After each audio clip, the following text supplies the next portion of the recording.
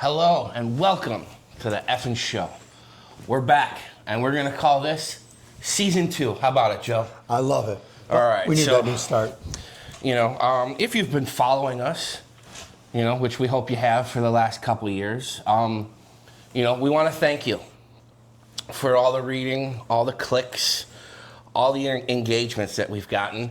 Whether you loved us or hated us. Well, yeah, whether you loved us or hated us, you engaged and you helped our analytics. And you gave us some great traction. Yeah, and we got some great traction from it. I mean, thanks to you. Thanks to all of you listening. Our website's up to, do you recall right now? We're at over 500,000 readers a month.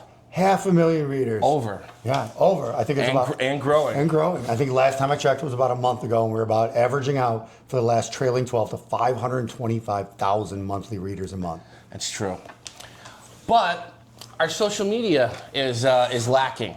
So if some of you readers could go ahead and click those follow buttons, things like that, subscribe, whatever platform you're watching this on, that would really help us out. We'd really love it. I mean, we got over 500,000 of you reading us, but less than 200 if you want to follow us, or right around 200. You can engage a little bit. You don't got to be scared of us. A little bit more. I mean, we've done some pretty cool things just in the last, I'd say, 6 months. Oh, very.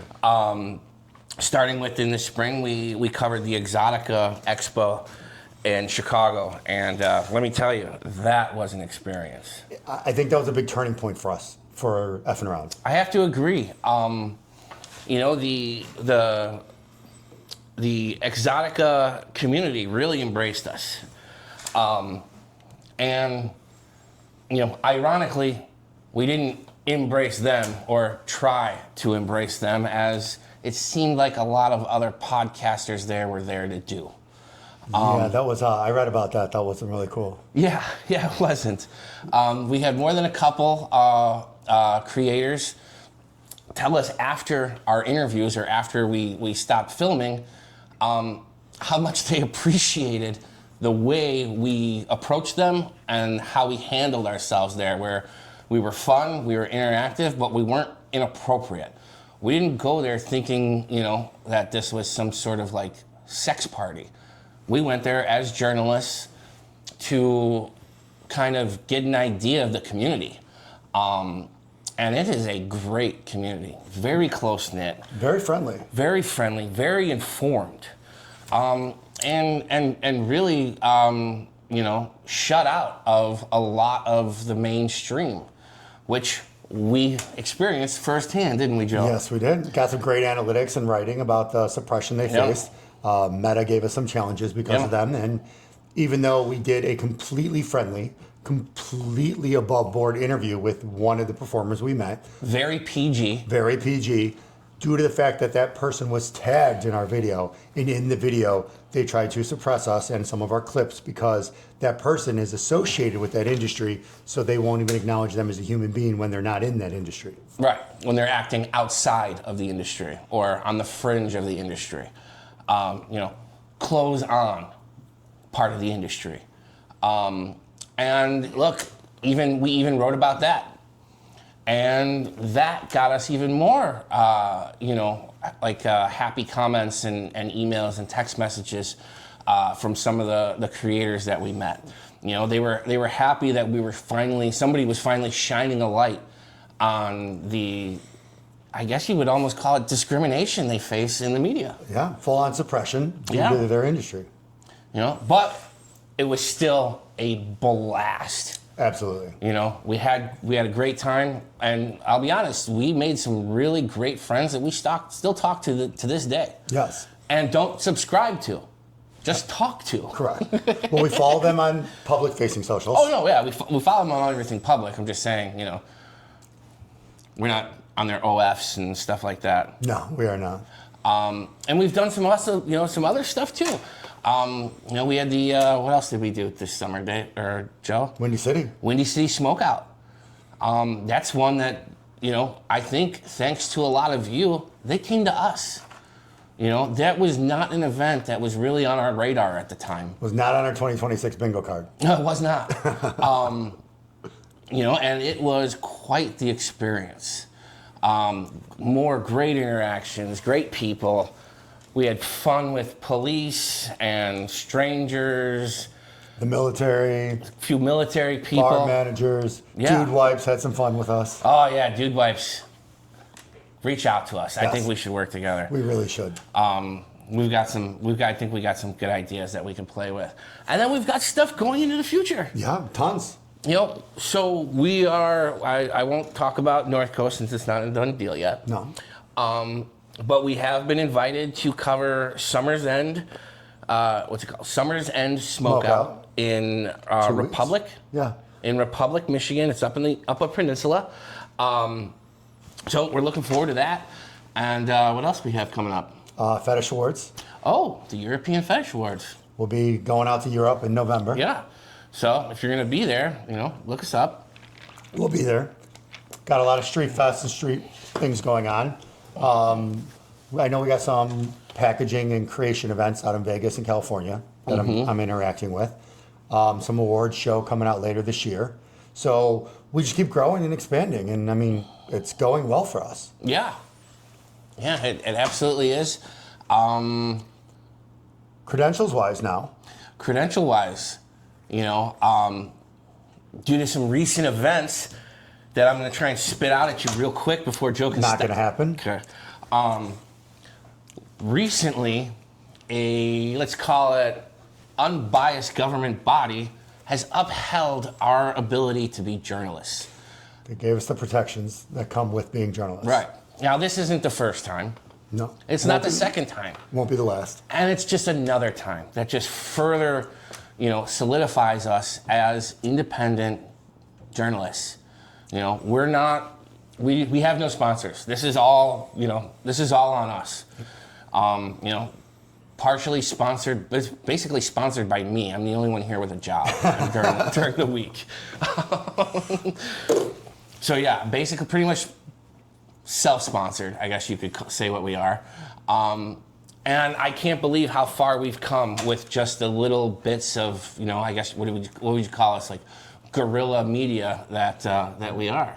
I mean, we had a conversation when we were at a New Buffalo, remember, on Memorial Day. And we were talking to one of the performers there, and he looked at me and Mike, and he goes, "How much do you guys spend on your marketing and SEO?" Oh, yeah. Because he's like, "How do I find you?" And we're like, "Look up F and Around, just type it in." He goes, "Really? Like nothing else? Just that?"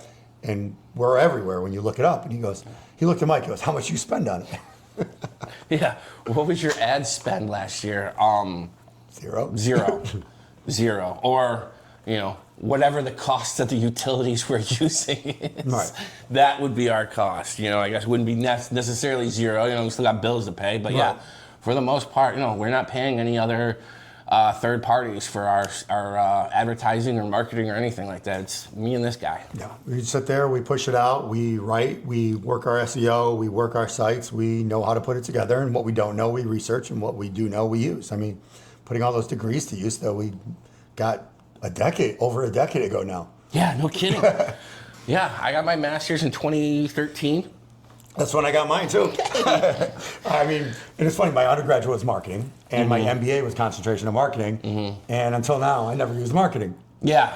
See, I didn't necessarily have that problem. See, when I was in college, I had, I don't know, what you would almost call the son-in-law disease, Pauly Shore. Yeah. Remember, where it was like, 2 semesters, 1 semester. That's kind of how I acted. I took a little bit of everything, and in the end, in order to graduate in a somewhat normal amount of time, I had to take a general studies. True liberal artist, as I would call it. But then I went to grad school and I got my master's in education until I, I think we've talked about this before, but I was held up outside of school, I was teaching it and thought, hey, maybe this isn't the job for me now. So this is where we are now. How about that? What else? What else should we talk about? Our new digs here, new studio. Figured we'd change it around. We're going to get a little more professional going forward. I mean, this will be kind of our home base when we're here, but we're going to start doing it out everywhere. We're not going to be in one place anymore. We're not just going to be sitting on the couch. I mean, sitting on the couch was great for season 1, but now we're season 2. You might see us at a bar doing an episode. You might see us on the street doing it. You might just see us walking around doing an episode or in a car. Yeah. But we kind of want to do a little more professional of a look, but at the same time showing you we'll be out and about. Yeah. And we're going to kind of change our view. Absolutely. That's the plan. So how would you describe how was our presentation, or what was our branding for season 1 for the last 2 years? I'd say we came off as kind of asshole-ish. And it works. Yeah, and it worked for us, very much so. How we're going forward, we don't want to be as big of assholes. We still will be assholes. We will be, absolutely. It's our profession. However, we don't want to. We still want to do the investigative journalism and stuff. But we want to have a little more fun, okay? And we want you guys to kind of come along with us as we take this fun trip. Right. One of the cool things about this is if we do start really moving around much, I have never really done any international travel to speak of. This International Fetish Awards in London coming up in November will be my first trip off the continent, to be honest. That's a great way to start. So I'm definitely looking forward to it. So it's a great way to start to get into it, I think. Yeah, absolutely. So, but as you were saying, I think for season 1 we were very big assholes by profession, and we're still assholes by profession. Yeah. But the idea was, traffic comes when you're friendly and nice, and we get that. So, I was recently asked something under oath, and I had this wonderful response, and I will share it now. We can talk about oath stuff later. But effing around is brought to you by the Mary Poppins generation. We were taught about a spoonful of sugar makes the medicine go down. And we think the assholes by profession and the investigative work is the medicine, and the sugar is the fun and the reviews and us being out and about. But as you need less medicine, you want more sugar. So we can always add more medicine, but when we're not in the middle of an active article or an active investigation, I think we're going to increase the sugar intake. Yeah, speaking of sugar intake, I'm going to have some right now. I'll join you right away. But you think that's a good way to put it? I think so. I wouldn't necessarily call us the Mary Poppins generation. As Mary Poppins came out in like the fucking 60s, I'm pretty I meant sure. by the fact we were raised on it. We watched it as a kid. Yeah. So was everybody else. Except after us. I bet you it doesn't follow the protocols for this new generation in PC. Oh, you're right. I have not watched that movie as an adult. Yeah. I'm sure there's probably some questionable things from 50s, 60s, the great age of television, as they say.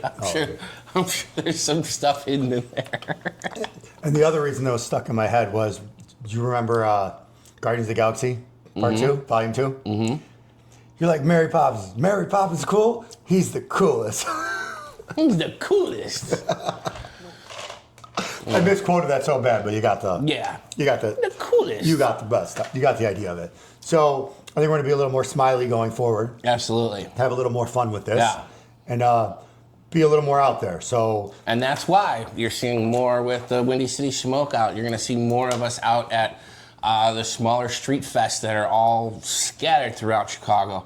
And we're going to honestly try and get outside of the Chicago area as much as we can and bring you as much outside of Chicago culture as we can.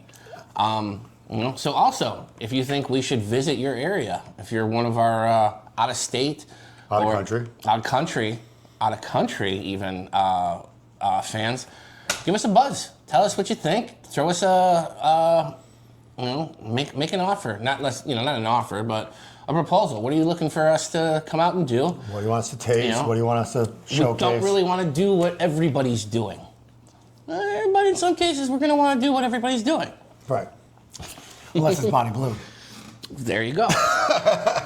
There's a case of something we don't want to do what everyone's doing. There you go. Nothing wrong with her at all. Teach their own. Yeah. It's not my cup of tea. Exactly. Cup of pussy. But yeah, no, I mean, we'll still be writing. I'll still be doing investigative stuff. And we're going to have a big smile going forward. But we spent the first season showing you all we have some teeth and we know how to bite. Yeah. So we're always here. You want something, reach out, ask, help. But our socials are going to become a little more friendly. And we're going to try and make them a little more friendly. Actually, Joe, I got to stop you for a second. We might have to be assholes one more good time before we do this. I never said I was going to stop. I just said I was going to stop showcasing Right. it. So my car, at the end of April, my car was hit by an uprooted tree. Great video. We posted that. Great video. If You gotta watch it. Check it out. You know, we put that "Got No Roots" song to it, and it's legit. But the owners of the property are trying to, basically sandbag me here. I've been going back and forth with them for the better part of 2 months, and they just keep kind of blowing me off, and I've kind of gotten to the point to where, all right, we're gonna start talking about them. We're gonna start doing things. So anybody out there works for Grand Lifestyles, this is the face you've been talking to. Okay, I'm the guy. Okay. I'm just the guy behind the computer. Right. And he's just another guy who's going to help me talk about you. If you go in certain circles and you ask my name, they'll say Baba Yaga. Who? Yeah. Yeah. So we got that. But it's after that. Yes. Or it's going to be kind of going on. It's not going to be as crazy or anything as it shouldn't be. Right. It really shouldn't be. The smart move is to just pay for the damages and move on. But I think somebody over there's got a chip on their shoulder and doesn't like, somebody from a nonprofit being able to speak and talk to them the way I have been. So it might go down that road. And not everyone can put the toothpaste back in the container. Yeah.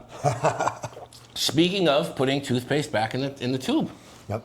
We do have a FOIA that we did recently. About if you're not familiar, it's called the In-Home Respite Program. This is a program run by the state, funded by the state to many nonprofits here in the area to allow the assistance if you've got a child with a developmental disability and you have been given, let's call them hours to spend on therapies or things that you need to help with the child. Respite is one of those things you need, right? So recently we learned that an organization that has been doing the service for the better part of 20, 30 years recently didn't get refunded. And some agencies that have never even picked up respite before got funded. So we wrote an article on the site, you can go and check it out, is basically like, hey, what happens to the people in the middle? Okay? You've got an organization doing it, has been doing it, has basically got it down to a science, and you've got somebody over here who's never even put their hands on it before. They're working in the community, but they're not doing this. They're not working with special needs, they're not working with developmental disabilities. So then what happens? What happens to the individuals, the people, the kids caught in the middle? What happens is they're all put on waiting lists now. So they basically cut off an entire section of Cook County, which is, the largest county in Illinois. They cut out... I think you mispronounced it. Crook County. Yeah. Yeah, it's Crook County. Crook County, get it? But yeah, so they basically cut out the southeast side of the county. And all these people are now stuck scrambling to find some sort of assistance and try to, readjust their lives around this new normal that they're seeking. Joe and I filed FOIAs on the case. The interesting thing is... We filed enough FOIAs now that we're listed on Muckrack as journalists for this work. Yeah, but we don't pay for Muckrack. No, we're just put on there due to the work we've done. Right. So the FOIA came back to us while we were at Windy City Smokeout. And, of course, how can you not open up that prize? So you have to. we opened that thing up right there in the middle of Windy City Smokeout and started analyzing it immediately. And the first thing we realized is they gave us all this information we asked about, except the one that I just described to you. Joe, you want to take it a little further from here? Yeah, so basically I asked for all the points and the scoring on how they got it and to show why they didn't get the award or why they did get the award. So they gave it for everyone but the one Mike was describing. The one Mike describing, they basically said, hey, we actually didn't award this yet, so we can't give you any of the finals, when everyone's been told if they won or lost. Right. But they tried to say they haven't even scored it yet, so they can't give us scores. Right. Isn't that interesting? It's almost like to put the toothpaste back in the tube. All these people were notified, not even just the award winners, but all of the players, all of the applicants were sent emails describing, listing who all the winners of all these developmental disabled grants were for. So that happened in mid-June. Right. July 10th is when we got this information back for the FOIA. So you tell me, what do you think that means? It sounds like they unringing a bell, putting the toothpaste back in the tube, sort of a situation here. Saying, oh, hey, that hasn't been decided yet, so we can't tell you anything about it. We're going to keep playing with them because that's what we do. We're absolutely going to keep pushing on this one. Because if nothing else, our disabled population, they have a really hard time fighting for themselves. So they need people to stand up and fight for them. And right now, we're going to fight for them. Yeah, we'll fight for anyone. We'll fight for good food, Yeah. good drink, equal rights, whatever people need fighting for. We like a good fight. We went to the Pride Fest this year. Yes, we did. We went to Pride Parade.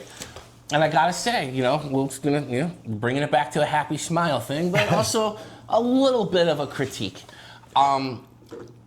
It was not my first Pride Parade Fest experience. Mine either.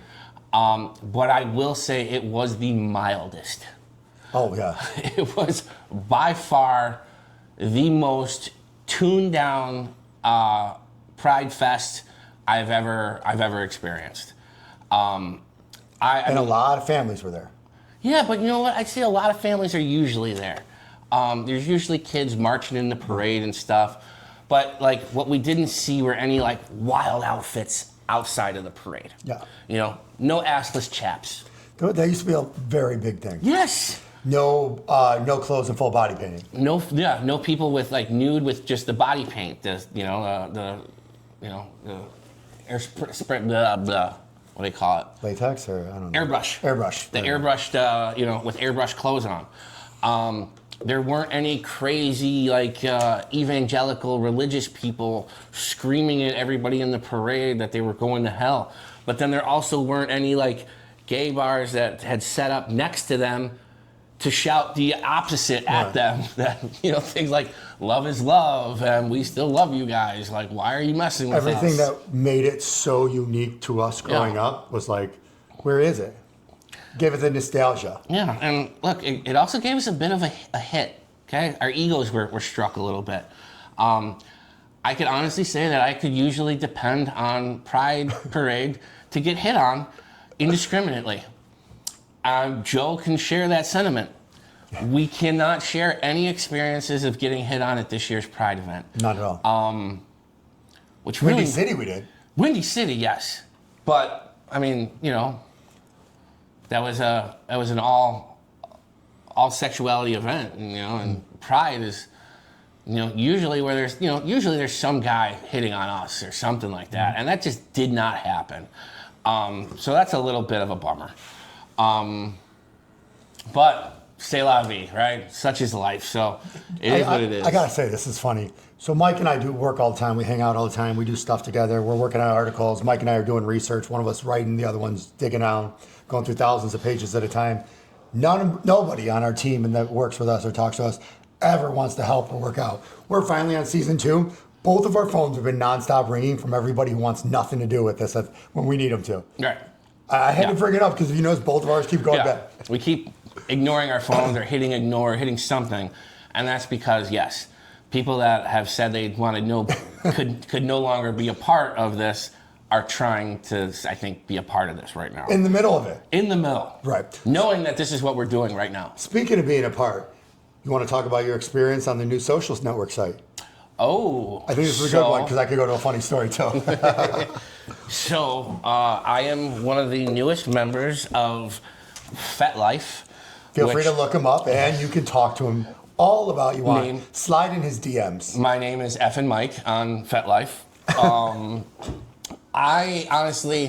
I I listened to Joe talk to many people about FetLife over the last few months. Especially at Exit. Especially at the Alley block party. I miss Exit. I miss Exit. Yeah, the Exit. They kind of went hand in hand in my mind. They sure did. You had one was where you bought the clothes to go to the club. Yep.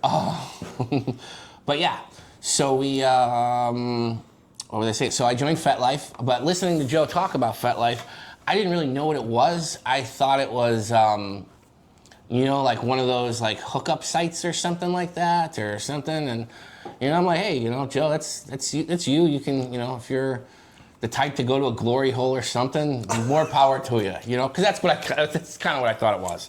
But I'm not judging. He was totally judging. I wasn't judging at all. And then finally, after the Alley block party, where we met up with somebody that we had seen at Exotica, and we took some pictures. We did an interview, and Joe and she exchanged FetLife profiles. And I was like, I thought that was odd. So I was like, he walks away, he goes, Mike, we really got to get you on this site. I was like, what is it, Joe? He's like, it's basically Facebook, Instagram, but for kinky people. I'm like, oh, okay. Knowing I'm, according to one of our guests, I'm very vanilla, so I'm gonna have to. By the way, I'm so sorry, Ellie, but you hurt his ego so much with that, and it's like killing him. So we're gonna have to get you back soon, so you can retract that statement. Yeah, we're gonna have to, it's just vanilla on the surface, I look vanilla, but I'm not. Anyway. Looking forward to this experience. We've got an event that we joined that coming up next week. That will be going to a FetLife event. Not a sex party, just a, what would they call it? Just a get together? Munch. A munch. Which sounds like it would be a sex party, but it's not. So yeah, what else? Oh, and here's a funny story. So when I was on there and I was showing Mike how to work with it, because a lot of our videos and interviews that we did at Exotica, though they were very PG and they were dressed, the clothes were a little revealing. And Instagram, risque. Yeah, risque. Instagram and Facebook were a little upset with it. So I decided, with the performer's permission, to post them on FetLife so I could tag them and interact with them, because it's our place where we're going to start putting some of the adult industry content. Not adult performance work, but adult industry content. So I was interacting with them, and when I was showing Mike what I posted up there, and I was tagging Mike in all the videos and showing him all the performers that we met, that we interacted with, I noticed something random pop up in my feed. And I thought it was hilarious because it was a pair of Converse Chucks that were all dirty and beaten up with a full name of a friend of mine. I'm not going to say the friend because it's embarrassing, but a full name of a friend of mine. So I'm like, oh, wow, this is a hilarious coincidence. So I sent a message to my friend, I'm like, you're never going to believe what just popped in my feed. It's the funniest thing because it's not like a unique name. Multiple people can have this name. So she's like, what? And I sent her the picture. She's like, what did it say with it? And I sent her, it said something like, there's nothing better than dirty cum-stained shoes with her name on it. I'm like, okay, remember, it's a kinky site, so it makes sense. And the only reason I saw it is because somebody in my feed interacted with it. Absolutely. So I sent it, and she's like, do you know who it's from? I'm like, hold on, let me double check. So I checked, and she was like, oh my God, I know him. I know him from high school. That's so weird. I'm like, okay, whatever. I'm like, and then which is how she said it, she's like, I wish you didn't post something like that. I'm like, whatever. And then 10 minutes later, the post was deleted. So she reached out to him directly. So I'm pretty sure she didn't know him from high school. Pretty sure it was recent. But I think that's hilarious. What about you? Yeah. But it just shows the acceptance and the pliability of the community. Right. And I had no idea it was actually talking about her when I found it. I just thought it was a funny coincidence that it was just a random name. Hey, I saw something with your name. It's like when, you're on Instagram and it's like, hey, send this to somebody named Joe. Right. And then they light, the tissue paper or whatever, and it burns away and it says something funny. Right. So I'm not saying her name, but it's like a Mike Jones. It's like a very common name. So the odds of the world that some random thing popped up in my feed that was of that content and was her, absolutely hilarious. Right. Like, nothing wrong with it. I mean... No, but it'd be like your name, Joe. Right. It's like, oh, hey, somebody sent something to you, and it's like, That's odd because I do know somebody with the name that's just posted that, and I have recently hooked up with them. There's probably a lot more. Oh my God, this is me. Yeah, probably a lot more to that story, but it's just funny how big the world is and how small it is at the same time. Mm-hmm. Like, look at, what's that, Beth and Karen. Yeah. Yeah, probably two of our most animated interviewees from the Windy City Smokeout turned out to be related. Had no idea the other one was even at the fest. Yep. They found out through our socials. Because we got interviews with both of them. Right. In the same day. Oh, yeah. Absolutely hilarious how small the world this stuff is. It's crazy. But we're going to start getting a little more active with that community. Mm-hmm. We think it's a great way to go. I mean, they're very inviting, very friendly, and they're fully unsuppressed. And for, as I said, some of the research that we're not going to be front-facing much with anymore for analytics and data, it's going to help us out a lot. Yeah, absolutely. So you'll see a lot more fun stuff going forward and a lot less posts on corruption and government stuff, and that will be more separate to different networks and on the site. Well, you could see a lot more smiling Mike, and I could hide behind the computer with my teeth. There we go. Joe's a bit shy. Yeah, I'm not a big fan of being the face. Yeah, so for all intents and purposes, I am now officially and forever to be known as the face of Effing Around. Please do not ask Joe if he is the face of Effing Around. He will hide his face. Exactly. Oh, you should. What about the other day when we Googled, we're looking up Effing Around? Right, so, yeah. Joe freaked out the other day. He, now and then he just Googles. He just puts Effing Around or what is Effing Around, and it's definitely evolved. The most it's evolved is actually over the last 6 months. Mm-hmm. Prior to the last 6 months, you could find us on a page where you would put Effing Around on, and it might show something from us. Now, if you just put those simple, the letter F, the letter N, and the word around into a Google search bar, it tells you exactly who we are first, and then it just goes into all us. But, there's an AI description. And a recent AI description listed the company as being founded and run by Joe Failing. Joe's heart sank when he read that. Because one of the things we decided on in the beginning was he does not want to be the face of Effing Around. So I said I would be. I'm a little more communicative. I'm a little nicer. And you're more personable. And a little more personable. I can get him going, but it's hard for him to get other people going. So it's where I come in. I get people going. So yeah, where were we going with that? Oh, we were just talking about how the AI said my name. Oh yeah, so the ad said his name. We talked about it. I'm like, all right, well, maybe we're just gonna have to start putting my name on some more stuff, because we tend to publish all our articles as ourselves, not directly ourselves. So it's just an article by Effing Around. It's not an article by Mike. It's not an article by Joe. It's not an article. Well, it's never been an article by Mo or Jerry. Who's Jerry? Yeah, right. We love Jerry. We miss Jerry.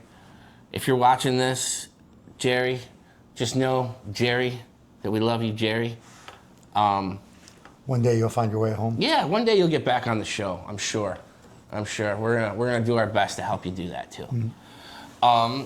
But we are reaching a limit that we don't have to pretend like we've got more content. Well, I think we just end it here. I'm down for that. Yeah. There's nothing else. And this was just a close up for one, intro to two, and you'll see a lot more stuff. Yeah. I think we're going to start pushing out some more podcasts, make it a little more regular for you. Yeah. You have ideas for us, shoot it out. But I think our socials are going to be a little bigger now. We're going to put regular shorts out. Yeah. And might not do as many big podcasts like we've been, but we're going to try and be a little more regular with it. Yeah, we're going to try and be a little more regular. We'll try and get 30-minute podcasts out weekly again.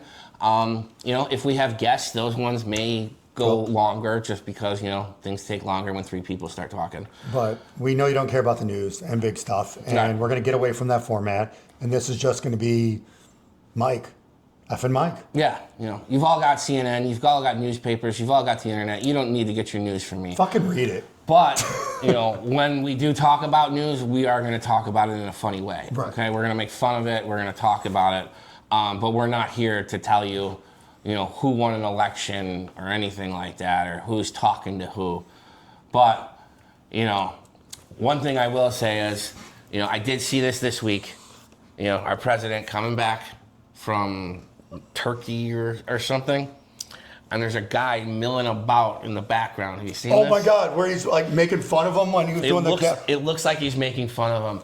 I was like, what is Boris Johnson doing on Trump's plane? I was dying. Then you had people talking about like doppelgangers and body doubles. Oh, we're talking about something different. I'm talking about Trump was giving a speech and they panned to the people behind him. That's another one. Yeah, and the guy's mimicking him, what he's saying. Yes. And I was laughing my ass off. I couldn't get over it. That was also another good one. That was a great one. But again, we don't have to go in too far into those. You've likely seen them. If you haven't, go check them out.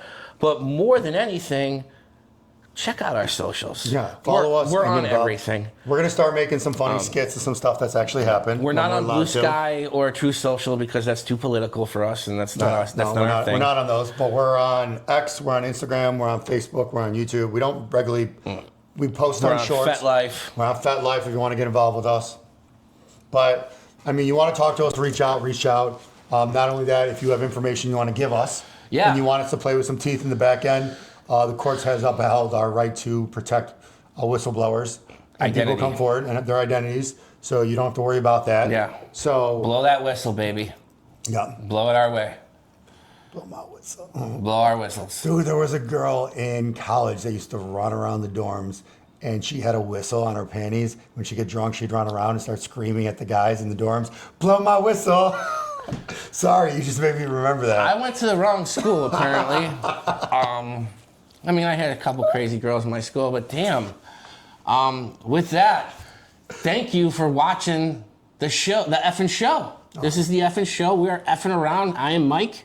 I am Joe. And we're effing back. And we're effing back. All right? Thank you. We did the math, stay professional, surrounded by